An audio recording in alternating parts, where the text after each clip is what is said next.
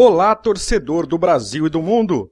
Obrigado por acompanhar mais um episódio de Times e Histórias. E hoje vamos falar de um grande time do futebol mundial. É o grande Futebol Clube do Porto.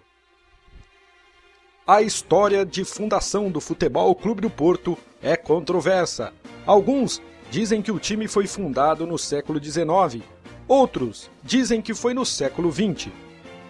A data oficial é dia 28 de setembro de 1893, quando um jovem de 20 anos, comerciante de vinho e que havia descoberto o futebol em suas viagens à Inglaterra, resolveu montar um time de futebol, dando o nome de Futebol Clube do Porto. O nome desse rapaz é Antônio Nicolau da Almeida. A fundação do time foi destaque nos jornais da época, e no dia 8 de outubro de 1893, o time disputa o seu primeiro jogo contra o Clube de Aveiro. Mas o jogo que ficou marcado neste início de time foi no dia 2 de março de 1894, contra o Clube Lisbonense, na cidade do Porto, onde estava presente o rei Dom Carlos. Mas uma situação no mínimo curiosa iria mudar a história do time. O senhor Antônio Nicolau da Almeida casou-se com a senhora Hilda Hansen, que não gostava nem um pouco de futebol, insistindo para que o marido se afastasse do time. O senhor Antônio viu-se numa situação difícil e teve que ceder ao pedido da esposa a fim de salvar o seu casamento. O time, sem o seu fundador, praticamente morreu, não realizando mais nenhum jogo sequer. 12 anos se passam, isso mesmo, 12 anos depois, no ano de 1906, chega da Inglaterra o senhor José Monteiro da Costa, fascinado pelo mesmo esporte que encantara o seu amigo Antônio Nicolau há mais de uma década, e decide então criar uma equipe de futebol, denominada Grupo do Destino. Quando Antônio Nicolau de Almeida ficou sabendo do novo time, falou com José Monteiro sobre o projeto do Futebol Clube do Porto.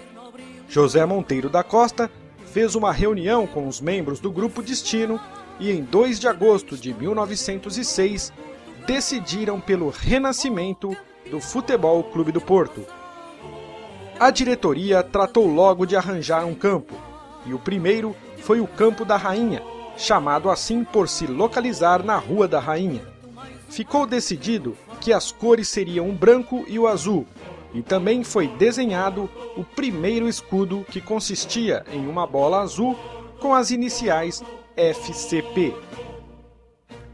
Em 1912, o time teve que abandonar o Campo da Rainha, o qual pagava um aluguel, pois uma fábrica iria ser construída no local. A diretoria logo vislumbra um novo espaço, o Campo da Constituição, que trouxe significativas melhorias nas instalações em relação ao Campo da Rainha. Em 1922, o escudo do time é alterado para nunca mais mudar. Desenhado pelo artista gráfico e também jogador do clube, Augusto Batista Ferreira, mais conhecido como Simplício. O artista manteve a bola no escudo, acrescentando o símbolo das armas da cidade do Porto. O Campo da Constituição começava a ficar pequeno para o clube, que não parava de crescer. Então, em 28 de maio de 1952, era inaugurado o Estádio das Antas. Originalmente, a capacidade do estádio era para 44 mil pessoas. Havia um dos lados do estádio, na parte central, que não tinha arquibancada, e este setor ficou conhecido como Porta da Maratona. Em 1976, foi concluída as obras de fechamento da Porta da Maratona e a inclusão de mais um anel na arquibancada, elevando a capacidade do estádio para 65 mil pessoas. Neste estádio, o Futebol Clube do Porto jogou mais de 1000 partidas, sendo a última delas em janeiro de 2004 contra o Estrela da Amadora. Um mês depois, o estádio começaria a ser demolido, pois alguns meses antes, em 16 de novembro de 2003, o Porto havia inaugurado o seu novo estádio, o Estádio do Dragão. um estádio moderno e belíssimo com capacidade para 50 mil espectadores e que também foi palco de 5 jogos da Euro 2004. O maior goleador da história do Futebol Clube do Porto é Fernando Gomes, que jogou entre 1974 e 1989 e marcou 352 gols. O jogador que mais vestiu a camisa portista foi João Pinto, em 587 jogos entre 81 e 97.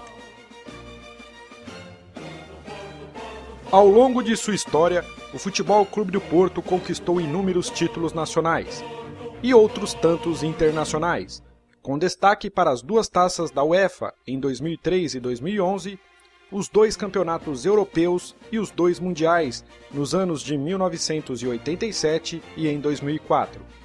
Todos esses títulos internacionais mais importantes foram conquistados sob a presidência do senhor Jorge Nuno Pinto da Costa, que está no poder do clube desde 1982. Sem dúvida, uma peça fundamental na belíssima história portista.